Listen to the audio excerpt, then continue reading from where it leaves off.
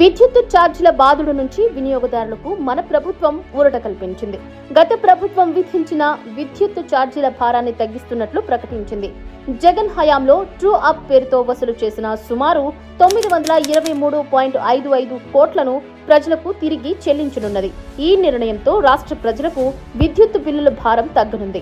గత 5 ఏళ్లుగా true up పేరుతో ఛార్జీల పెంపు మాత్రమే తెలిసిన వినియోగదారులకు మన ప్రభుత్వం గతంలో ఎన్నడూ లేని విధంగా తొలిసారిగా ట్రూ డౌన్ ను పరిచయం చేస్తోంది.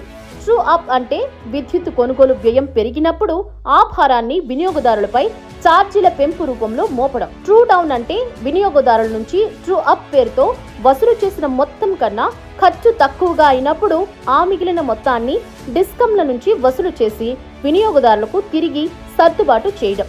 ఈ మొత్తాన్ని ట్రూ డౌన్ ఛార్జీల రూపంలో నవంబర్ నుంచి అక్టోబర్ 2026 వరకు వచ్చే విద్యుత్ బిల్లుల్లో సర్దుబాటు చేస్తారు. ఈ తగ్గింపు ద్వారా యూనిట్కు 13 పైసలు చొప్పున వినియోగదారులకు లబ్ధి చేకూరుతోంది.